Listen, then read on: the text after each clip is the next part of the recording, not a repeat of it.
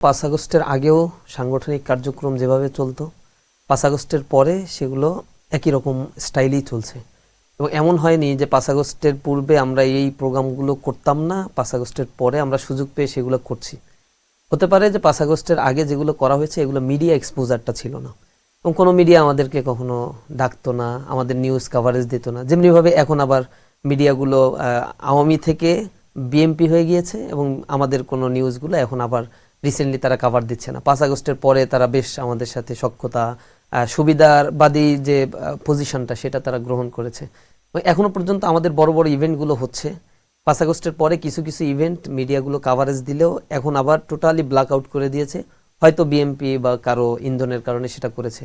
তা আমাদের কার্যক্রমগুলো আপনি যদি আমাদের ফেসবুক বা হচ্ছে আমাদের ইউটিউব চ্যানেল অথবা টুইটার মানে এক্স হ্যান্ডেল যেটা, অথবা ইনস্টাগ্রাম, এগুলো ফলো করেন তাহলে দেখবেন আওয়ামী লীগের 15 বছরেও আমাদের যে কোনো ইস্যুতেই আমরা মিছিল করেছি, আমরা রাজপথে থেকেছি। হয়তো প্রতিটা মিছিলে গ্রেপ্তারের পরিমাণ অনেক বেশি ছিল, এবং বিভিন্ন দিবসকে কেন্দ্র করে, সেটা আমরা 16ই ডিসেম্বর হোক, 26শে মার্চ হোক, এই জাতীয় দিবসগুলোকে কেন্দ্র করে সারা দেশেই আমরা সরব উপস্থিতি এবং মাঠে প্রোগ্রাম করতাম। এবং ওই সময়ের মিছিলগুলোতেও আমরা এত বাধা বিপত্তির পরেও উপস্থিতির পরিমাণ এখন যেভাবে দেখছেন ঠিক তার সেরকম পরিস্থিতিই ছিল। অর্থাৎ সংগঠনের কার্যক্রমগুলো আমরা সবসময়ের জন্যই ওপেনলি করার চেষ্টা করেছি।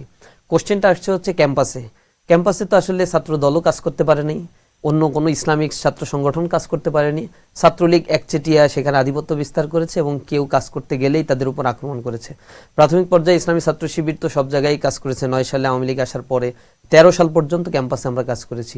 তারপরেও কিন্তু ওই সময় আপনারা এখন যেভাবে অবাধে রাজনীতি করতে পারছেন সেইটা করতে পারেননি। মানে আমার প্রশ্নটা হচ্ছে পার্থক্যটা কিভাবে উপভোগ ক্যাম্পাসে তো ওই যে আমি এইটাই পয়েন্টে আসছিলাম যে ছাত্র সংগঠনগুলো ক্যাম্পাসে যেভাবে থাকা উচিত ছিল, ইসলামী ছাত্র শিবিরের ক্ষেত্রে সেটাকে একটা পরিবেশ পরিষদ গঠন করে নিষিদ্ধ করে রাখা হয়েছে অন কাইন্ডস অফ।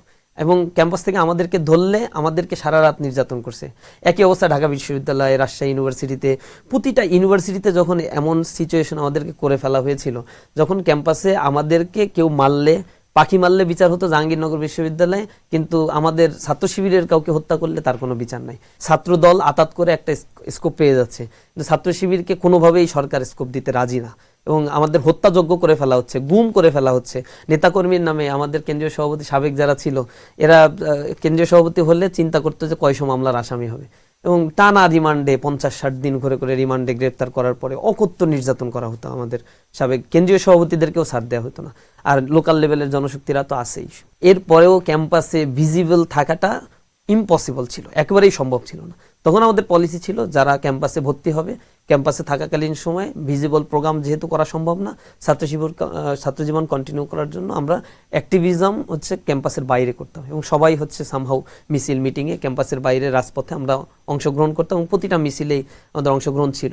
5 আগস্টের পরে সিনারিওটা তো ভিন্ন হয়ে গেল, এবং স্টুডেন্টদের স্পেয়ারে আমরা আসলাম। আমাদের যে কার্যক্রমগুলো নর্মালি প্রতিষ্ঠার পর থেকে করতাম সেগুলো স্টুডেন্টের সামনে, মিডিয়ার সামনে আমরা নিয়ে আসলাম।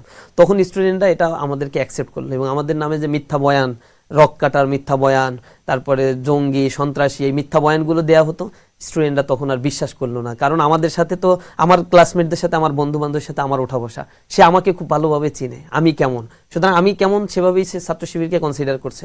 এবং আলটিমেটলি ইসলামী ছাত্র শিবিরের যে আইডিওলজিগুলো, এগুলো আমরা স্টুডেন্টদের সামনে 1.5 বছরে উপস্থাপন করতে পেরেছি, যেটা আগে আমাদেরকে করতে দেওয়া হতো না। তার ফলশ্রুতি আপনারা দেখেছেন প্রতিটা ক্যাম্পাসে ছাত্র সংসদ নির্বাচনে নিরঙ্কুশ ইসলামী ছাত্র শিবিরের বিজয়।